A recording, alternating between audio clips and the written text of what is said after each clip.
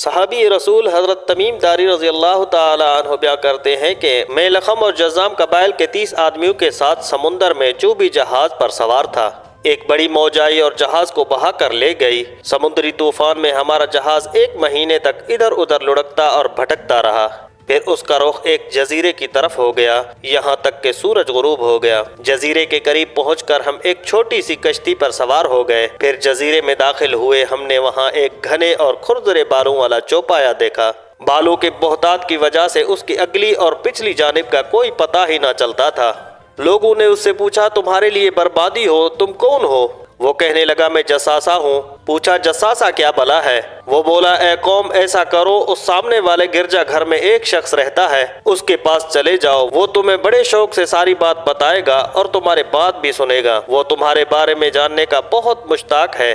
جب اس نے ہمیں متذکرہ آدمی کے بارے میں بتلایا تو ہمیں اسے چوپائے کے بارے میں شیطان ہونے کا خوف ہوا۔ ہم لوگ جلدی سے اس آدمی کی طرف چل دیے اور گرجے میں داخل ہوئے۔ وہاں ایک آدمی تھا، وہ بہت لمبا تڑنگا تھا، اس کے دونوں ہاتھ گردن کے ساتھ اور دونوں زانوں دونوں ٹخنوں تک لوہے کی زنجیر سے جکڑے ہوئے تھے۔ ہم نے اتنی سختی سے جکڑا ہوا انسان کبھی نہ دیکھا تھا۔ ہم نے پوچھا ارے کمبخت تو کیا چیز ہے؟ وہ بولا تم لوگ اب میری خبر پر قابو پا ہی لوگے، اب تمہیں میرا حال معلوم ہو جائے گا، پہلے تم بتاؤ کہ تم کون لوگ ہو؟ ہم نے کہا ہم عرب لوگ ہیں۔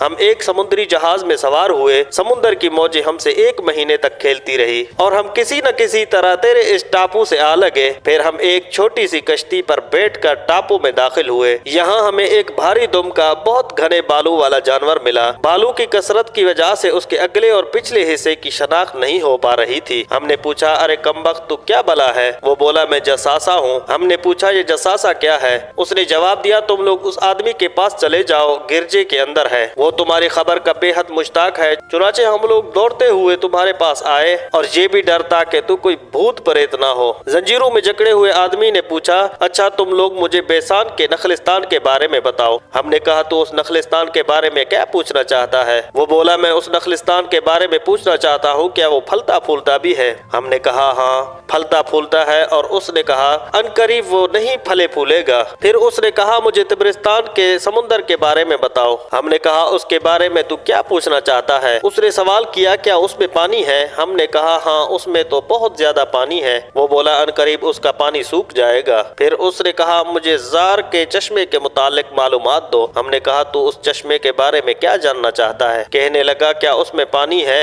اور کیا وہاں کے لوگ اس پانی سے کھیتی باڑی کرتے ہیں؟ ہم نے بتایا اس میں بہت پانی ہے، وہاں کے لوگ اس کے پانی سے فائدہ اٹھاتے ہیں اور کھیتی باڑی کرتے ہیں۔ وہ پوچھنے لگا مجھے نبی الامی صلی اللہ علیہ وسلم کے بارے میں بتاؤ کہ وہ کیا کر رہے ہیں؟ ہم نے کہا وہ مکہ مکرمہ سے ہجرت کر کے مدینہ منورہ تشریف لا چکے ہیں۔ اس نے دریافت کیا کیا ان سے عربوں نے لڑائی کی ہے؟ ہم نے کہا ہاں۔ پھر پوچھا اس کا نتیجہ کیا نکلا؟ پھر ہم نے کہا انہوں نے قرب و جوار کے عربوں پر قبضہ پا لیا ہے اور عربوں نے ان کی اطاعت قبول کر لی ہے۔ کہنے لگا کیا ایسا ہو گیا ہے؟ ہم نے کہا ہاں۔ وہ کہنے لگا یہ عربوں کے حق میں بہت اچھا ہے، اس کی اطاعت کریں۔ لو میں تمہیں اب اپنے بارے میں بتاتا ہوں، میں مسیح دجال ہوں۔ اب وہ وقت آیا ہی چاہتا ہے کہ مجھے یہاں سے نکلنے کی اجازت مل جائے گی۔ جب میں نکلوں گا تو ساری دنیا میں گھوموں گا، تمام چھوٹے بڑی بستیوں کا 40 دنوں میں دورہ کر لوں گا۔ ہاں میں مکہ مکرمہ اور مدینہ منورہ میں داخل نہیں ہو پاؤں گا کیونکہ ان دونوں شہروں میں میرے لیے داخل ہونا حرام ہے۔ جب بھی میں ان دونوں شہروں یا ان میں سے کسی ایک شہر میں داخل ہونے کی کوشش کروں گا، ایک فرشتہ ننگی تلوار سونتے ہوئے میرا استقبال کرے گا اور مجھے شہر میں داخل ہونے سے روک دے گا۔ ان شہروں کے ہر راستے پر فرشتے ہیں جو ان کی حفاظت کرتے ہیں۔ اس حدیث کی راویہ فاطمہ بنت قیس ہیں جو ضحاک بن قیس کی بہن ہیں۔